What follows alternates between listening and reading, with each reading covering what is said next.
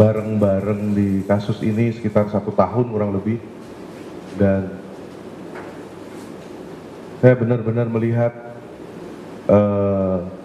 kami dari korban itu diantar menuju ke ujung keadilan, walaupun memang masih cukup berat ya, apalagi momentum sekarang ini kalau kita lihat belum ada hal yang cukup bagus ketika kasus-kasus sekarang yang tereduksi, kasus-kasus yang lebih berat tiba-tiba pelakunya bebas dan lain-lain.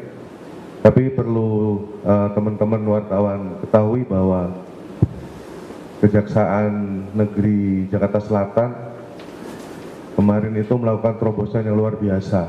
Walaupun ketika vonis juga itu di hakim ya. Terkait restitusi itu ada terobosan yang luar biasa dari tuntutan. Saat itu ada tuntutan restitusi, dan jika tidak bisa dipenuhi maka ada tambahan hukuman 3 tahun kalau nggak salah dari jaksa. Tuntutannya seperti itu, tetapi oleh hakim dianulir, kemudian diganti dengan jika ada permasalahan lagi bisa dilakukan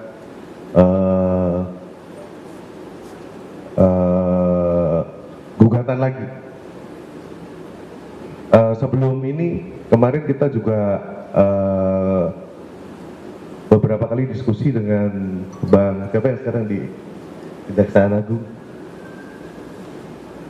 yang udah pindah ke Kejaksaan Agung yang di sini, Bang Hafiz. Bang Hafiz kemarin menjelaskan bahwa Bang Jo, ini kita akan lakukan eksekusi sesuai dengan putusan, tetapi jika ada kurang puas karena kita sudah maksimal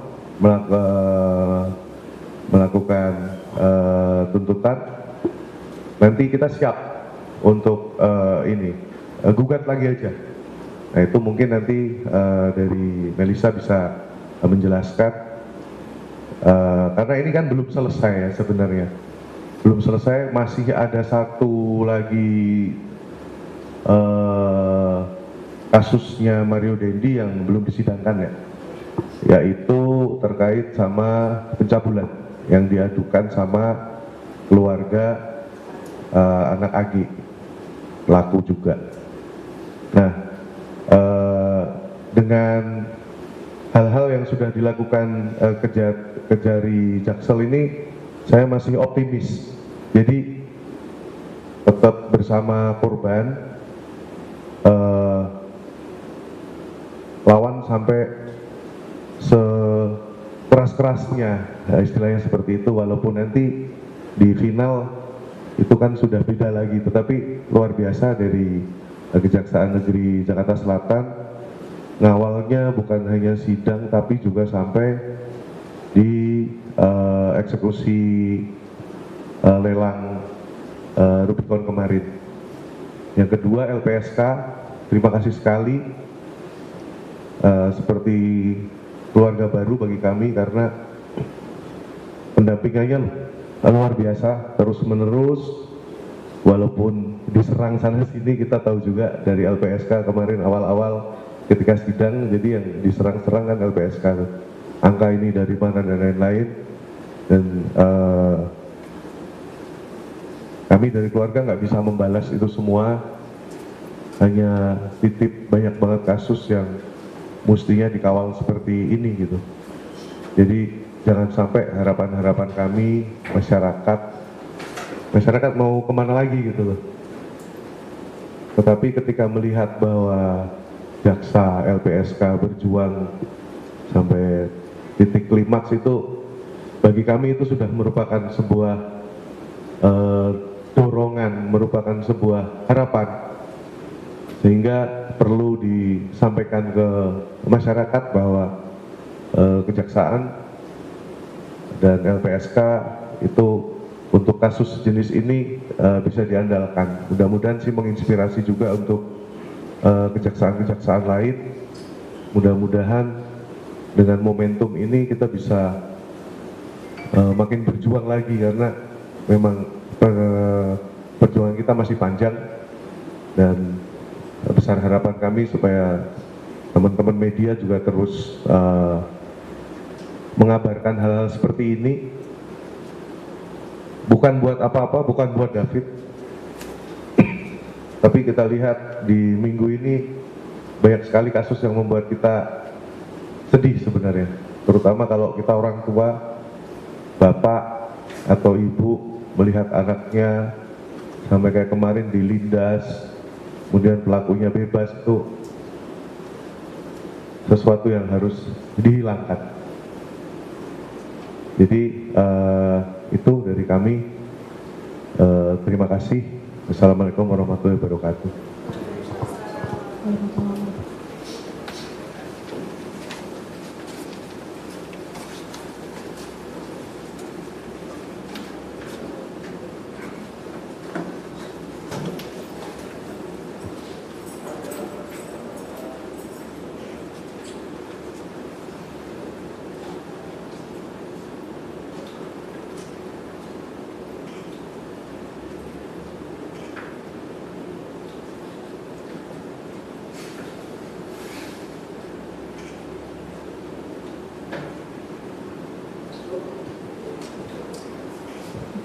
Izin Bapak dilanjutkan dengan penandatanganan pengembalian barang bukti. Oke, terima kasih. Assalamualaikum warahmatullahi wabarakatuh. Jadi ini restitusi tahap pertama terkait yang ada di vonis mobil Rubicon. Kemudian masih ada restitusi lagi terkait duit ya. Totalnya kan 25 sekian. Nah, kemarin kita sudah diskusi dengan Kasipidum ya Bang Hafid.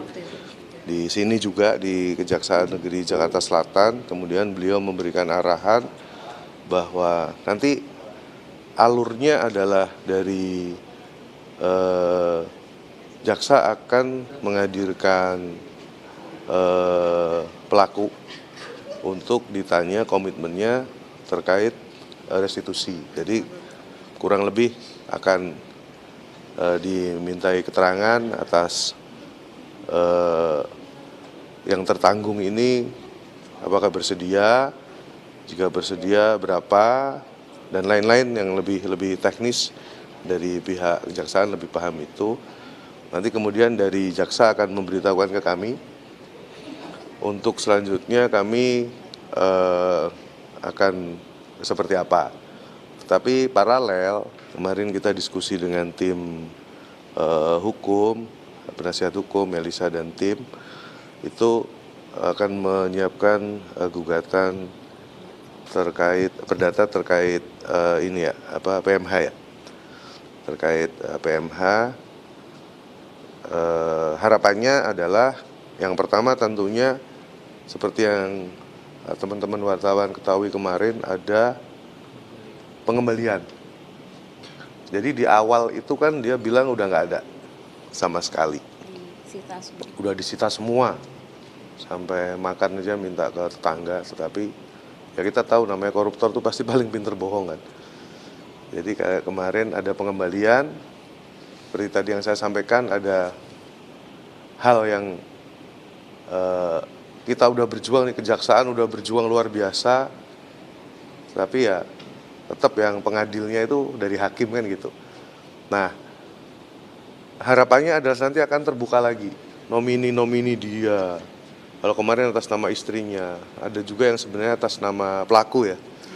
Ada dugaan bahwa ada satu aset yang atas nama pelaku. Nanti itu akan terbuka semua. Jadi harapannya adalah di kasus ini kita benar-benar tahu sebenarnya ini caranya begini nih. Para koruptor-koruptor ini cara mainnya, nyimpen harta dan lain-lain itu seperti ini. Kalau untuk nanti berhasil atau tidak itu nomor 2 sih. Yang penting kita mau ikhtiar, utamanya adalah supaya ngebongkar. Makanya kemarin Melisa dan tim memberikan masukan yang cukup cukup bagus. Kita lanjut lagi. Jadi setelah ini kita akan lanjut untuk gugatan perdata dan juga minta bantuannya teman-teman wartawan ini sesekali main ke rumahnya orang tuanya anak Agi, karena mereka kasihan seperti tidak mendapatkan dukungan padahal sudah melaporkan, dan bahkan si Dendi sudah jadi tersangka. Sudah setahun belum ada sidang. Mungkin teman-teman wartawan bisa ke rumah orang tuanya anak Agi untuk menanyakan, jangan sampai kasus-kasus seperti ini masuk angin. Kalau bukan kita yang ngawal siapa gitu loh. Karena makin berat dan sampai akhir-akhir ini aja jaksanya udah kenceng, udah memberikan yang terbaik, tapi akhirnya ya tetap aja pengadilnya itu hakim. Kalau ada bantuan dari teman-teman wartawan, ini akan jadi social movement lagi.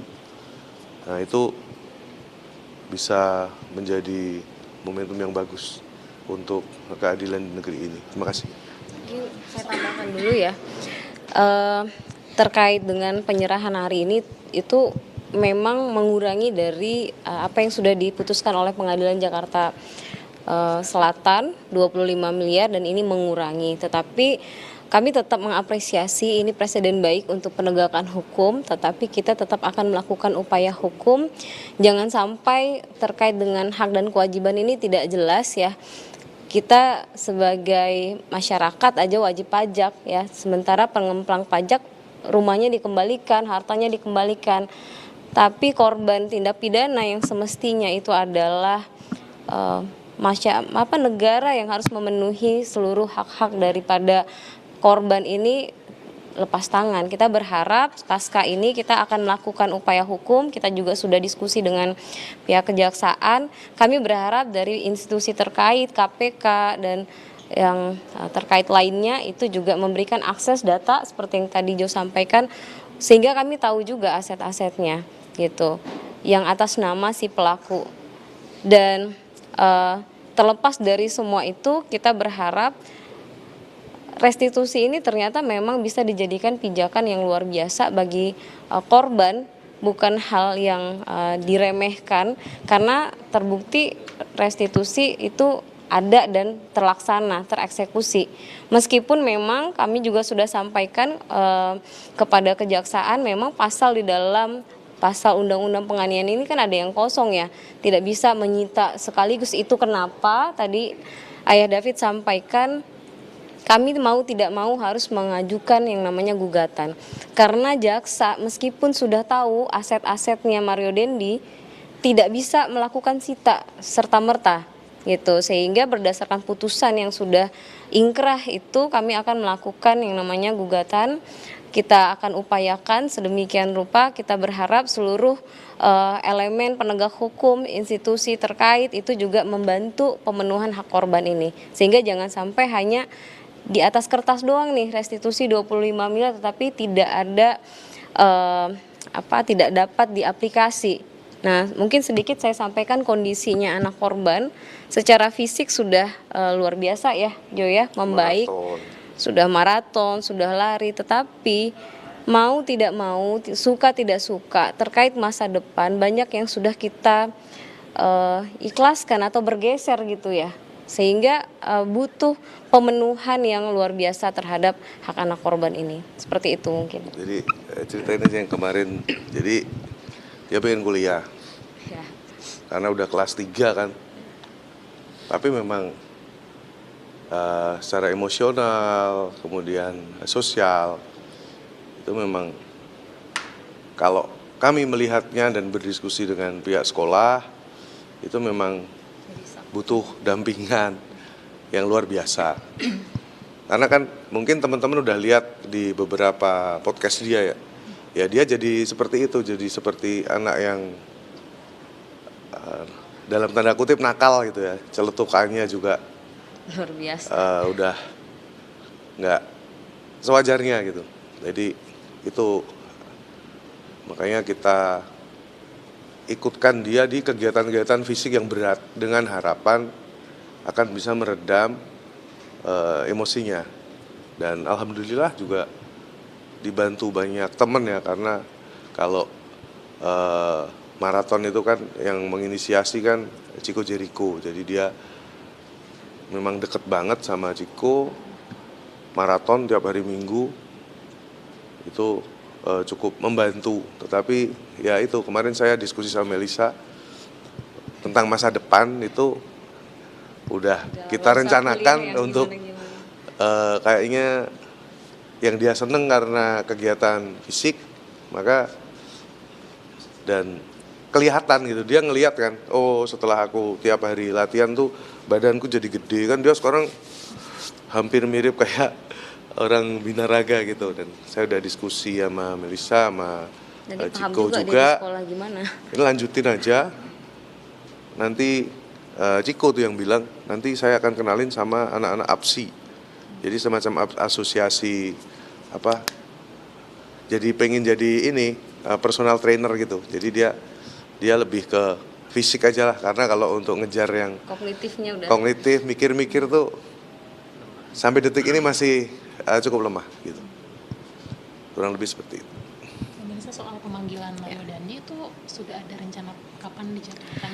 Kami dapat informasi pada pertemuan terakhir dengan kejaksaan sudah menyurati pihak dari Mario Dandi terkait dengan kemampuan mereka seperti apa. Saya rasa di persidangan pun mereka ketika dipanggil orang tuanya untuk dipertanyakan kemampuannya, pertanggungjawabannya, mereka hanya mengirimkan surat dan menyampaikan tidak ada harta benda dan lain sebagainya. Namun surat-surat terakhir dari jaksa untuk mempertanyakan bagaimana tanggung jawab itu, sampai saat ini kita belum mendapat jawaban ya. Apakah ada pertanggungjawaban, apalagi banyak nih hartanya yang sudah dikembalikan. Dan di dalam undang-undang itu kan disebutkan pihak ketiga itu bisa melibatkan dirinya melakukan pemenuhan tanggung jawab atas anaknya ini gitu. Kalau orang tuanya merasa bertanggung jawab, tapi mungkin orang tuanya tidak merasa bertanggung jawab, ya kita ikuti koridor hukumnya, mereka seperti apa respon terhadap surat-surat dari kejaksaan, yaitu di luar kontrol kita. Yang pasti upaya hukum tetap akan kita lakukan. Sebenarnya ada tenggat waktu pembayaran restitusi kan sih, tenggat waktu? Dari membaca putusan tidak ada tenggat waktu, seumur hidup ini akan menjadi hutangnya Mario Dandi. Sehingga makanya saya bilang kita butuh komitmen dari institusi terkait ya. Ketika dia memiliki harta, maka kita bisa menggugat itu. Karena dia punya hutang masih 24 miliar sekian ya gitu. Ini lagi-lagi adalah yang namanya hak dan kewajiban, tentu ini harus jelas, harus ada kepastian hukum. Makanya kami mendorong juga kepada DPR, ayolah perbaiki undang-undang ini biar ada kepastiannya, biar kita masih punya energi. Belum tentu semua orang memiliki energi untuk melakukan upaya hukum terus-menerus gitu. Gugatan perdatanya dilayangkan kemarin rencananya ke PN Selatan lagi atau Kemungkinan karena memang sesuai dengan putusan, karena kan gugatan ini based on putusan ya. Di dalam putusan sudah disampaikan sebenarnya, karena putusan pada saat itu yang mewakili korban adalah jaksa, kita berharap ini akan terus bersama-sama gitu, karena yang mengeksekusi kan nanti jaksa juga. Tetapi kita akan lakukan gugatan itu berdasarkan putusan pengadilan yang disampaikan oleh hakim. Memang kita punya hak untuk melakukan itu gitu. Terus itu tambahan untuk teman-teman wartawan, mungkin ada yang tahu, karena beberapa teman wartawan ada yang infoin juga terkait beberapa aset dia yang sampai sekarang masih dipakai. Itu ada beberapa tempat, itu netizen juga banyak yang tahu itu. Mungkin teman-teman bisa mendalami itu, sama yang tadi yang saya pesenin, coba sekali-kali tengok itu, kasihan orang tuanya Agi. Iya, kasihan. Nggak ada yang ngawal soalnya. Sudah 1 tahun masih digantung, masih berstatus tersangka, dan kita belum sama sekali mendapat informasi ya bahwa itu dihentikan. Iya. Kok bisa sih 1 tahun jadi tersangka tanpa proses hukum lebih lanjut? Itu aneh sekali sebenarnya. Gitu. Oke. Itu ya. Terima kasih. Terima kasih. Iya.